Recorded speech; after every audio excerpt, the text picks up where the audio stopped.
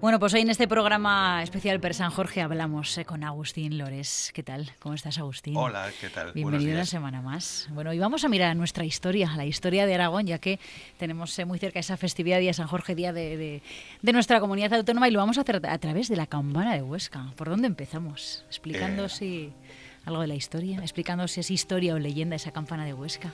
Mira, lo primero decirte que en estos programas que estamos haciendo de arte, de menudo arte, Sí. estamos cuidando un poquito la música y este tema con el que hemos empezado es un tema de Wagner, que es de la época en la que Casado de la Lisal pintó esta campana de Huesca.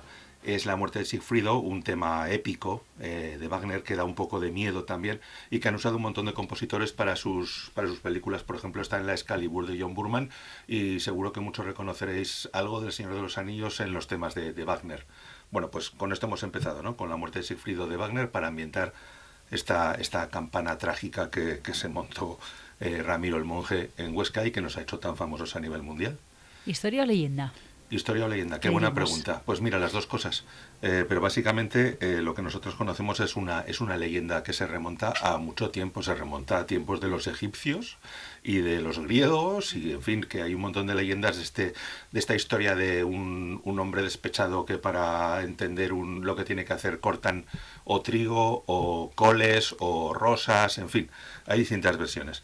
Pero bueno, hablando primero de la historia, te contaré que esto nos remite a la historia de Aragón, a la historia de los reyes. Sabes que Ramiro el Monje, cuando llegó a ser rey, lo eligieron porque Alfonso el Batallador había dejado un testamento en el que dejaba todas las órdenes religiosas y Sí. los nobles de Aragón no podían permitir perder todas sus posesiones. Imagínate que ahora llega el presidente de Aragón y dice, oye, todo lo que tenéis al Papa, pobre Papa, ahora que se ha muerto. Sí. Bueno, eso.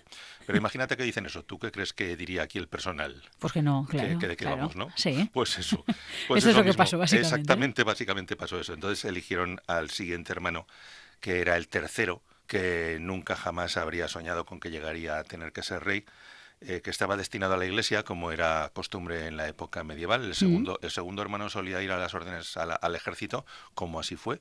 El batallador quería ser cruzado. Y el tercer hermano iba a la iglesia, como así fue. Con 9 años ya se empezó a educar en monasterios y conventos y hizo carrera en la iglesia. Cuando lo reclamaron, era obispo de Roda de Isabena y había hecho una gran carrera. Y entonces a este cura viejo fue al que eligieron para que sucediera al hermano batallador, que había sido, como su nombre indica, un batallador. Había Mm. puesto de malas a todos los reinos de alrededor, a los propios reinos, porque gobernaba con mano dura. Sabia y justa, pero dura, y había conseguido un montón de cosas. Bueno, pues los nobles no consintieron ese testamento que había dejado Alfonso, dejándole todas las órdenes religiosas y al Papa, y dijeron que ponían al tercer hermano. Lo llamaron, lo reclamaron y lo colocaron en el trono para poder manejarlo a voluntad. Y entonces el rey se dio cuenta, Ramiro, de que pues eso, de que le toreaban como querían, hasta que dijo no, no sé qué hacer. Entonces mandó un mensajero al abad, a su superior, y le dijo, oye, me pasa esto, ¿qué hago? Y esta es la famosa historia de que el abad de San Ponce de Tomeras cogió al mensajero, lo llevó a un jardín y entonces fue cortando las coles más altas. Y le dijo, vete al rey y cuéntale lo que has visto. El mensajero volvió, le contó al rey lo que había visto y el rey entendió y dijo, vale. Entonces avisó a todo el reino, dice, voy a montar una campana que va a resonar por todo el reino. Y montó una gran fiesta y entonces fue llamando a una sala privada a los nobles conforme llegaban, los cabecillas más rebeldes, y les iba cortando la cabeza montando un círculo en el suelo. Y el último entró el obispo, que dijo, pero esa campana nunca sonará porque le falta el badajo. Y entonces dijo, es que la cabeza del badajo es la tuya. ¡Pua! Y le cortó la cabeza. Bueno, vale, así que así se las gastaban. Bien, esa es la leyenda Sí, que sí, tanto sí. sabemos y la leyenda que pintó Casado de la Lisal en su cuadro más famoso. Hay una parte histórica, ¿vale? Sí. Cuando en la época de Ramiro el Monje estaban documentados todos los anales de la Corona de Aragón y desaparecieron una serie de familias por una escaramuza que hubo por la zona de Monzón. Porque Ramiro el Monje se encontró, como te he dicho, un reino totalmente revuelto, Mm. tuvo que pactar con castellanos leoneses para conseguir la paz, porque Alfonso había estado casado con Urraca de Castilla, se llevaban fatal y se estaban constantemente lanzando pullas y un problemón. Ahí tuvo que pactar. Por la zona de los condados catalanes tuvo que casar a su hija Petronila con el conde Ramón Berenguer IV, y ahí empieza todo el follón de la corona de Aragón y todo lo que todo el mundo conoce.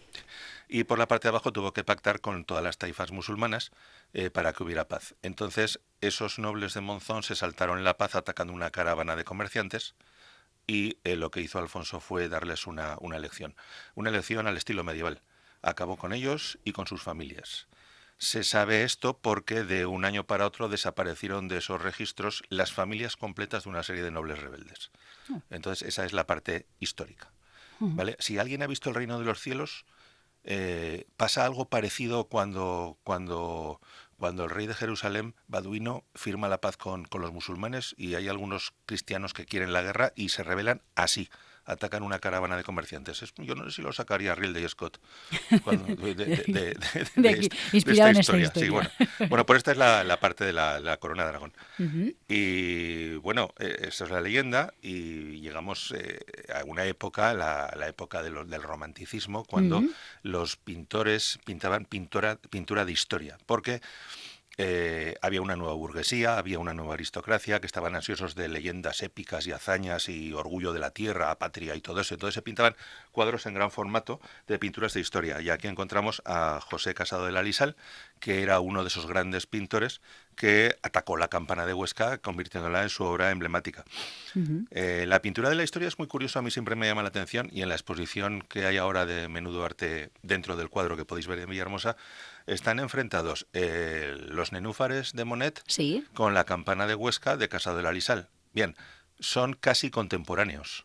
Mientras en Francia se estaba desarrollando el impresionismo, aquí estaba triunfando la pintura de la historia, una pintura academicista, rigurosa, arraigada en las costumbres. Hay un dicho que dice que mientras unos pintaban el momento, otros pintaban el momento histórico, ¿vale? Y es que siempre me ha llamado mucho la atención esto, ¿no? De que aquí se pintaba esto mientras se estaba desarrollando la gran evolución del arte, el gran desarrollo que fue el impresionismo.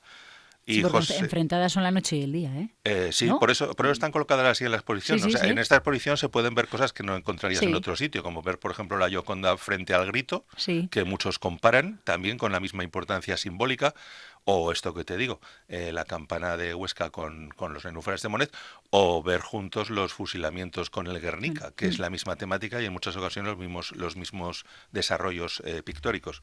Bueno, Casado de la Lisal era un hombre frío, perfeccionista, meticuloso, tenía muy mal carácter, ¿vale? Y fue aclamado por este cuadro como el gran héroe del público al estilo romántico, ¿no? El héroe del gran público. En este tiempo no había ni influencers, ni actores, ni... Bueno, había toreros y había pintores, y los pintores eran los grandes héroes del pueblo. Eran los influencers de esa historia, claro. Eso. En ese momento. Él era el pintor de Cámara del Rey, fue académico, director de la Academia de Bellas Artes en Roma, en fin, un montón de cosas. Presentó el cuadro de la campana, que lo pintó en 1880, y en el 82 lo presentó al concurso de Artes Nacional, y no se llevó ningún premio para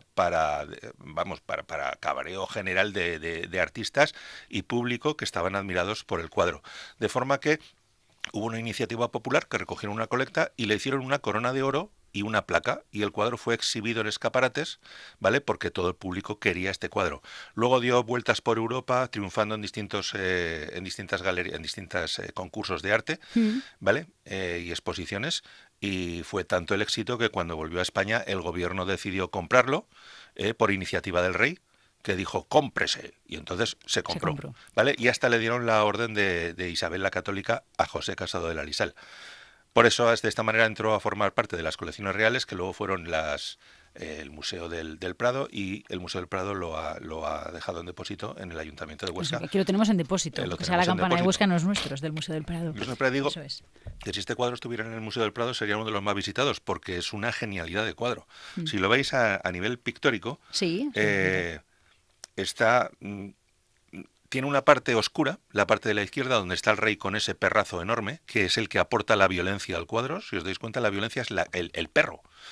Y en la parte derecha está totalmente iluminada con esos nobles que bajan con caras espantadas por la escalera. Hay una anécdota también que José Casado de la Lisal era muy amigo de Gustavo Adolfo Bécquer. Y dicen que uno de los personajes de la escalera es Bécquer. Y otro puede ser él. Luego pintaba de una forma extraordinariamente documentada. O sea, está todo muy fiel a la realidad. Documentaba los trajes, las armas, la sala. Todo está perfectamente documentado. Dicen que hasta incluso conseguía cabezas en los hospitales de gente que había fallecido y colocaba las cabezas en el círculo para pintarlas exactamente igual como tenía que estar con el rigor mortis y con ese aspecto de cadáver que tienen las cabezas. Cabezas que, por cierto, si vas a la exposición y te colocas en un punto que hay justo enfrente, puedes ver que se levantan. Están pintadas en anamorfosis, que es una técnica... Las cabezas en el suelo en mi exposición están pintadas con anamorfosis, es una técnica de perspectiva que lo que hace es que desde un punto determinado se convierten en tridimensionales. Esto lo veis últimamente, lo hacen en El Hormiguero. Porque desde un punto de vista determinado, claro, y desde una cámara se hace muy bien, ¿vale? De pronto una cosa parece real. Bueno, pues si os vais al punto amarillo que hay en el suelo y os colocáis ahí, os agacháis un poquito, porque recordad que es una exposición menuda para gente menuda, ¿vale? Y mejor aún si guiáis un ojo, porque nuestros ojos son muy listos y la estereoscopía no se deja engañar fácilmente. Pero si guiñas un ojo y pierdes la profundidad, verás que las cabezas adquieren esa tridimensionalidad, ¿no? Y bueno, pues esto, no sé, ¿qué más puedo contar de la Campana de Huesca? Que es una genialidad de cuadro. Pues sí, y yo te iba a preguntar, los chavales cuando haces actividades solo ven, ¿qué es lo que más les llama la atención? Porque es un cuadro, es duro. Les encanta, por favor, o sea, les encanta, pero es que los chavales entienden muy bien lo que es la pintura, lo que cuenta la historia. Mira, hubo... cuando abrieron el Parque Warner de Madrid, yo estaba trabajando con Warner, y hubo una reunión que se hizo en todos los países internacional porque resulta que Warner había pasado una temporada en la que habían sido intentado ser políticamente correctos y habían decidido que el Correcaminos y el Coyote ya no se llevaban mal y que ya no se tiraban piedras ni bombas de Acme. Nada, entonces ya no son Coyote y Correcaminos. Dijeron que se acabó, que los niños son muy listos y que saben diferenciar perfectamente bien lo que es una pintura o un dibujo y lo que es la realidad.